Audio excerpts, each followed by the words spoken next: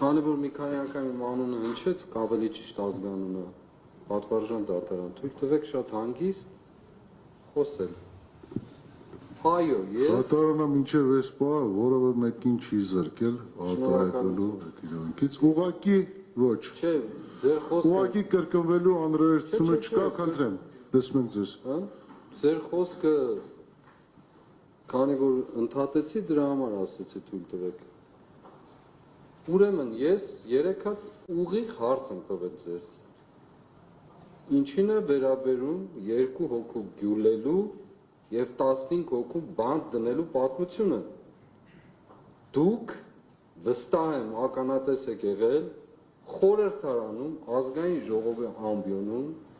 իրար հերթ չտալով մարդիկ ասել են, որ մարդկանց գնդակահարում էին։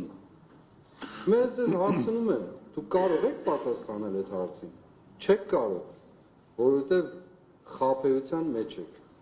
Երկրորդ, հարց եմ տվել ձեզ, այս գործի մեջ ավտոբուս վառելու պատմություն կա, թե ոչ։ Երրորդ,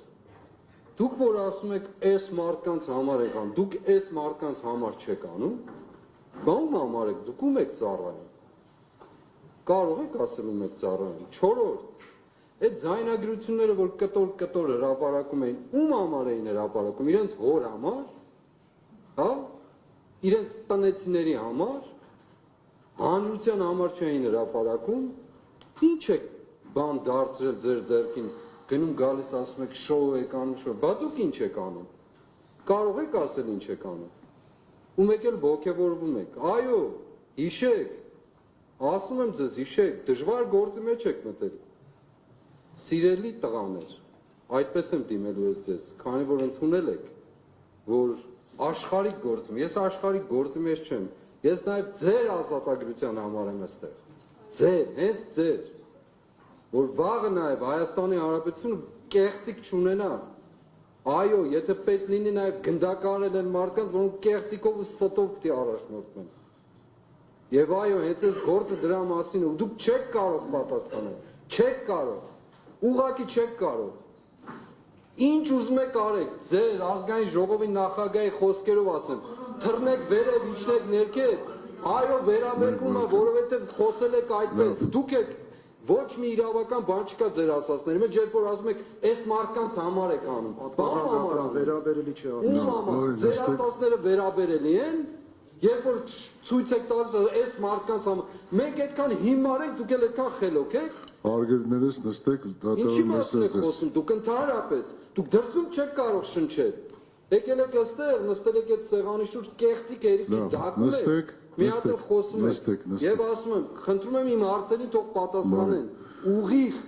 առանց որևէ այլ միջամտության խոսքի։ Ուրեմն դատարանը չի կարող պարտադրել, որովհետեւ որևէ մասնակցի պատասխանել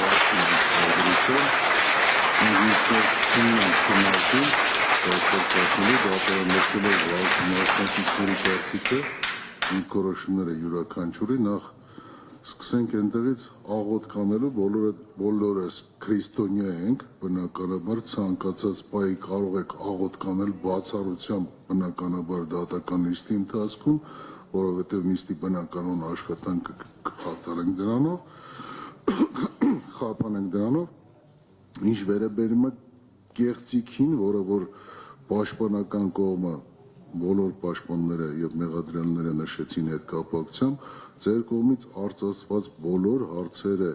իդենտիկ են, թե ոչ իդենտիկ, ձայնագրությունը եւ ծրագրությունը ինչ որ կատարվել է, դա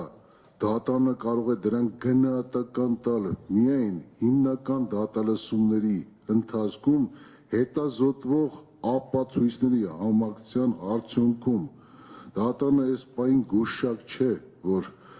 գնահատական տա, չի կարող դատարանը այս պայն այդ գնահատականը տալ, չի կարող գնահատականը տալ։ Հետևաբար այս հարցերը հիմնական դատալսումների արդյունքում, այսինքն այդ ապացույցները հետազոտման արդյունքում կարող է դատարանը իր որոշումը հայտնել։